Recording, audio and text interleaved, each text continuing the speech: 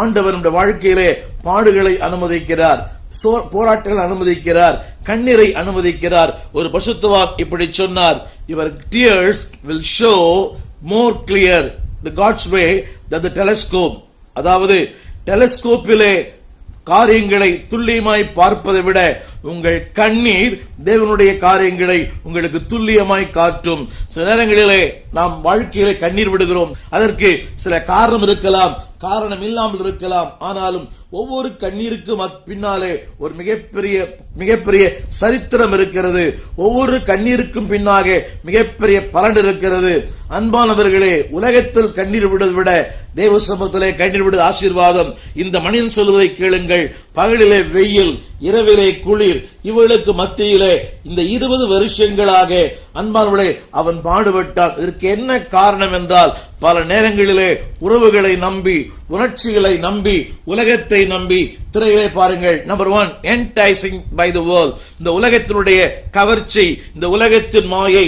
ஆதியாகமத்தின் புத்தகம் 31ஆம் அதிகாரம் சொல்லுகிறது, அவனுக்கு 4 பெண்களோடு வாழ்ந்தான். யோசித்து பாருங்கள், ராகால், லேயால், பில்கால், சில்பால், இப்படி அன்பானவர்களே பலவிதமான ஒரு 4 மனைவியோடு கூட வாழ்ந்த ஒருவன் எப்படி போராட்டம் இருக்கும் யோசித்து பாருங்களேன். ஒவ்வொரு நாளும் அவன் வயது வெளியே வரும்போது யாருடைய வார்த்தை கீழ்ப்படிவது, யாரிடத்தில் அன்பு கூறுவது, எந்த வீட்டில் தங்குவது, இப்படி அவனுக்கு பலமுனை போராட்டம். பல நேரங்களிலே ஆரம்பத்தில் சொன்னது போல உறவுகளை நம்பி, உணர்ச்சிகளை நம்பி, அவர் வார்த்தையை நம்பி, இவர் வார்த்தையை நம்பி, அவர் சொன்னார், இவர் சொன்னார்.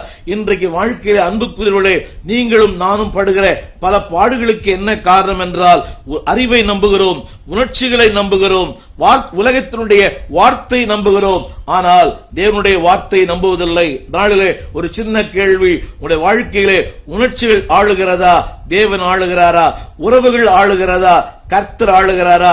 இன்றைக்கு உலகத்துக்கும் உணர்ச்சிகளுக்கும் இன்றைக்கு மதிப்பு இருக்கிறது, ஆனால் ஊழியனுக்கு மதிப்பில்லை.